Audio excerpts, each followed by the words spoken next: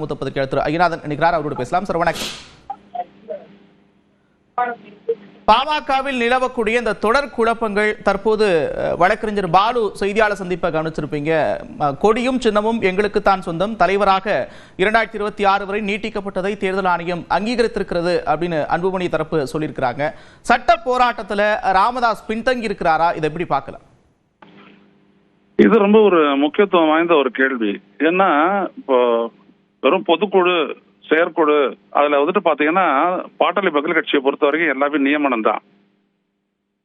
அதையும் அவங்களுடைய சட்டமன்ற உறுப்பினர்கள் வந்துட்டு 5 பேரு, அதுல 2 பேரு திரு ராமதாஸ் ஐயாவோடையும் மொத்த 3 பேரு திரு அன்புமணியோடய நிக்கிறாங்க.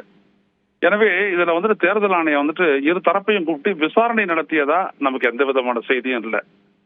2வது விடயம் வந்துட்டு அன்புமணி தரப்பு சொல்றாங்க இல்லையா, மாம்பழம் சின்னம் ஒதுக்கீடு அப்படின்றதெல்லாம் அது வந்துட்டு எப்படின்னு புரியல. ஏன்னா அங்கீகரிக்கப்பட்ட ஒரு கட்சின்ற ஒரு தன்மையை வந்துட்டு பாமக இழந்துருச்சு. அந்த அளவுக்கு ஓட்டு வாங்கல, சட்டமன்ற உறுப்பினர்களும் எண்ணிக்கையும் அது கம்மி, 2வது நாடாளுமன்ற உறுப்பினர்களே இல்லை.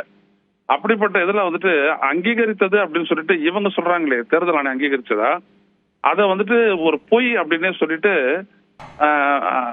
ஐயா ராமதாஸ் கூட இருக்கக்கூடிய சட்டமன்ற உறுப்பினர் அருள் சொல்றாரு. இன்னும் பலரும் சொல்றாங்க. இப்ப இங்க கவனிக்க வேண்டிய ஒரு விடயம் என்னன்னீங்கன்னா, பூத்தா அருள்மொழி அந்த கட்சியினுடைய வன்னியர் சங்கம் தான் வந்துட்டு பாத்தீங்கன்னா பாட்டாளி மக்கள் கட்சியினுடைய முதுகெலும்பு என்று சொல்லக்கூடிய அளவிற்கு அதுதான் மூல அமைப்பு. அதுல இருந்துதான் பாட்டாளி மக்கள் கட்சி வருது. அந்த அமைப்பு வந்துட்டு முழுமையா ராமதாஸோட தான் நிக்குது. அதனால அவங்க என்ன சொல்றாங்க, தொண்டர்கள் தான் அந்த முடிவு எடுப்பாங்க அப்படின்னு சொல்றாங்க. இப்ப ஒரு ப்ரொபோசிஷன் இப்போ இந்த மாதிரி ஆகுதுன்னு வச்சுக்கோங்க, ஒருவேளை தேர்தல் ஆணையம் வந்துட்டு அங்கீகரிச்சிருது, அன்புமணி தரப்பு தான் வந்துட்டு உண்மையான பாமக அப்படின்னு ஒருத்தவங்க சொல்றாங்கன்னு வச்சுக்கோங்களேன், அதுக்கு எதிராக வந்துட்டு வழக்குக்கு போக போறாங்க அப்படின்னு சொல்லிட்டு 2 தரப்பும் சொல்லியிருக்காங்க. நாங்க வந்துட்டு உரிமையில் நீதிமன்றத்துக்கு போறதை தவிர வேற வழி இல்லைன்னு சொல்லியிருக்காங்க. அது நீதிமன்றம் முடிவு செய்யட்டும், அதுக்கு பிறகுதான் தேர்தல் ஆணையம் முடிவு செய்யும். ஒண்ணு.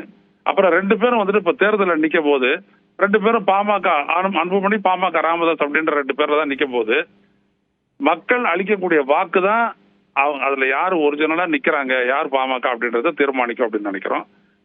அந்த இடத்துல நீங்க பாத்தீங்கன்னா ஐயா ராமதாஸ்க்கு அந்த கிரவுண்ட் சப்போர்ட் அது வந்துட்டு அவருக்கு நிறைய இருக்கும். அவர் பக்கம் தான் வந்துட்டு மக்கள் போவாங்க அப்படின்னு தான் நான் கருதுகிறேன். நிச்சயமாக அங்கீகாரம் இழந்திருந்தாலும் கூட மாம்பழம் சின்னம் விருப்ப பட்டியலிருந்து எங்களுக்கு ஒதுக்குங்கள் அப்படின்ற கேட்கக்கூடிய வாய்ப்பு அன்புமணிக்கு இருப்பதையும் கவனிக்க வேண்டியதா இருக்கிறது. இணைப்பிலிருந்து கருத்துக்களை பகிர்ந்து கொண்டமைக்கு நன்றி.